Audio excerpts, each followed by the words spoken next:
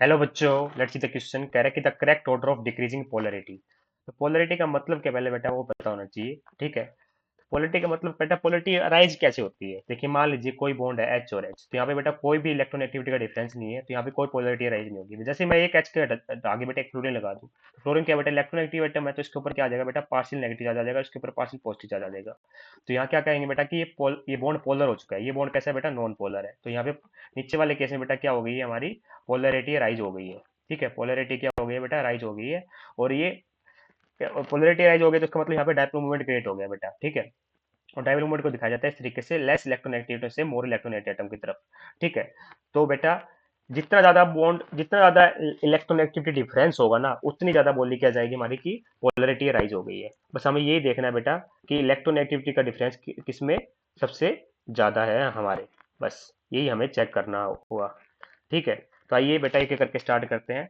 सबसे पहले अगर मैं बात करूं बेटा हमारे एच और एफ बॉन्ड की, किसकी बेटा, एच और एफ बॉन्ड की। तो यहाँ पे बेटा अगर आप देखोगे कि हाइड्रोजन और फ्लोरीन में बेटा ज्यादा इलेक्ट्रोनेगेटिव कौन है, फ्लोरीन है। ठीक है, तो डायरेक्शन ऑफ इलेक्ट्रोनेगेटिविटी किस तरफ होगी बेटा, इस तरफ होगी, इस तरह ऐसे। ये पार्शियल नेगेटिव बन जाएगा, ये पार्शियल पॉजिटिव आ जाएगा, और इलेक्ट्रोनेगेटिव डायरेक्शन इस तरह का होगी। अब इन दोनों के बीच में ये बॉन्ड पोलर है, बात तो कंफर्म है। ठीक है, और डायप्लोम भी क्रिएट हो रहा है बेटा। ठीक है, डायप्लोम बेटा एक वेक्टर क्वांटिटी है, इस बात का ध्यान रखना आपको, एक वेक्टर क्वांटिटी होती है, और है ना। तो डायरेक्शन मैग्नीट्यूड दोनों पर डिपेंड करती है, इस बात का आपको खास ध्यान रखना होगा। ठीक है, तो मैं आपको बताऊं उनके बीच में जो इलेक्ट्रोनेगेटिविटी का डिफरेंस हाइड्रोजन और फ्लोरीन के बीच में कितना होता है। तो जो हाइड्रोजन की इलेक्ट्रोनेगेटिविटी होती है बेटा वो होती है लगभग 2.1, और फ्लोरीन की होती है बेटा 3.98। ठीक है, तो जो इलेक्ट्रोनेगेटिविटी का डिफरेंस होता है बेटा, जितना ज्यादा इलेक्ट्रोनेगेटिव डिफरेंस होगा ना बेटा दो बॉन्ड के बीच में, उतना ज्यादा वो पोलर बॉन्ड होगा। तो ये होता है लगभग बेटा 1.9। वहीं अगर बात करूं बेटा अब मैं हमारे किसकी, H2O की। ठीक है, तो H2O की जो स्ट्रक्चर बनेगी बेटा कैसे बनेगी, ऑक्सीजन बेटा ग्रुप 16 का एलिमेंट है, 6 वैलेंस इलेक्ट्रॉन होते हैं, है ना। क्या होते हैं बेटा, 6 वैलेंस इलेक्ट्रॉन होते हैं, तो दो हाइड्रोजन बॉन्ड वाली इस तरीके से, दो लोन पेयर आ जाते हैं। तो हाइब्रिडेशन क्या आती है बेटा, यहाँ पे नंबर ऑफ सिग्मा बॉन्ड 2 है, नंबर ऑफ लोन पेयर 2 है, तो हाइब्रिडेशन नंबर क्या आता है बेटा इसका 4 आता है। और हाइब्रिडेशन क्या आती है बेटा, sp3 आती है। sp3 हाइब्रिडेशन के लिए ज्योमेट्री होती है बेटा टेट्राहेड्रल, और जो शेप हो जाएगी बेटा वो क्या हो जाएगी हमारी, इस तरीके से बैंड शेप हो जाएगी। ठीक है, ये ठीक है, तो एक चीज और देख लीजिए बेटा आप, जब भी कभी लोन पेयर आ जाए ना, तो डायपोल की डायरेक्शन हमेशा लोन पेयर की तरफ होगी इस तरीके से। ठीक है, और जो दो इलेक्ट्रोनेगेटिव एटम उनके बीच में, उनमें क्या होगी बेटा, मोर इलेक्ट्रोनेगेटिव तरफ होगी डायपोल की डायरेक्शन इस तरीके से। ठीक है, तो ओवरऑल डायपोल मोमेंट की डायरेक्शन कहाँ आ रही है बेटा, ऊपर की तरफ आ रही है। ठीक है, तो यहाँ पे बेटा जो दो पोलर जो एलिमेंट है उनके बीच में ऑक्सीजन है बेटा, उसकी इलेक्ट्रोनेगेटिविटी होती है लगभग बेटा 3.5, और हाइड्रोजन की कितनी होती है बेटा, मैं पहले बता चुका हूँ 2.1।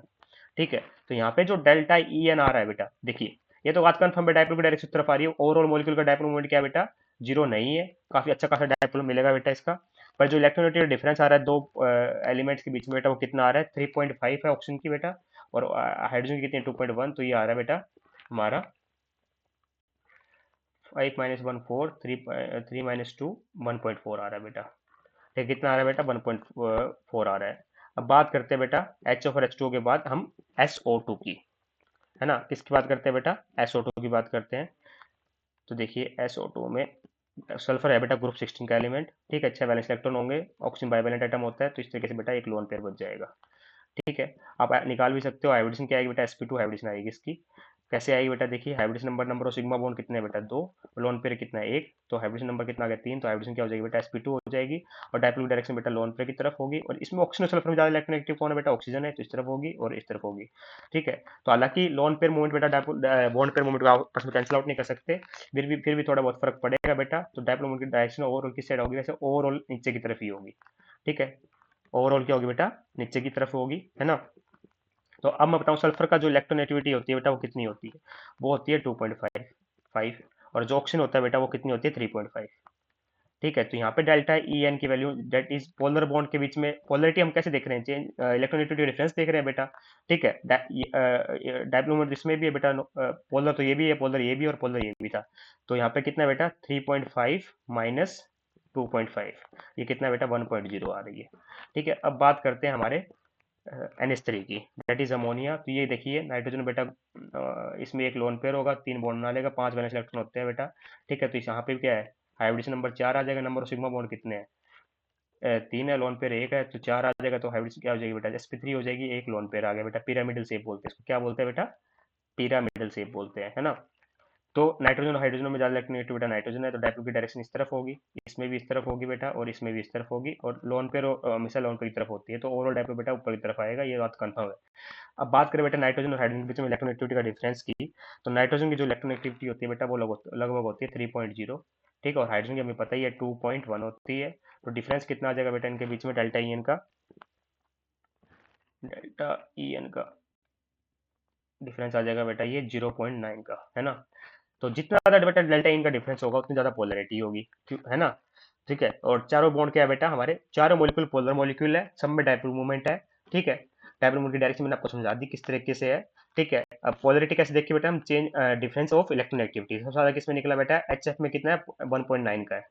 ठीक है, सबसे ज्यादा पोलर बॉन्ड कौन सा है बेटा, सबसे ज्यादा कौन कौन सा पोलर मॉलिक्यूल है, एच एफ है, उसके बाद कौन सा है बेटा हमारा, 1.9 के बाद दिख रहा है मुझे 2.1, दैट इज H2 आएगा बेटा। उसके बाद क्या कौन सा दिख रहा है बेटा, 1.0, दैट इज SO2 आएगा बेटा, और सबसे लास्ट में आ जाएगा हमारा NH3। तो ये हो जाएगा बेटा हमारा ओवरऑल पोलरिटी का ऑर्डर। हेंस ऑप्शन नंबर देखिए, पहले HF फिर H2 आना चाहिए, तो इनकरेक्ट हो गया, ये सही हो सकता है, SO2 ये बिल्कुल सही, ऑप्शन नंबर 2 बेटा। थर्ड में HF के बाद NH3 लगा दिया, इनकरेक्ट, फिर सबसे पहले H2 लगा दिया, incorrect, hence option number 2 is only correct here. I hope you understand the answer, thank you so much.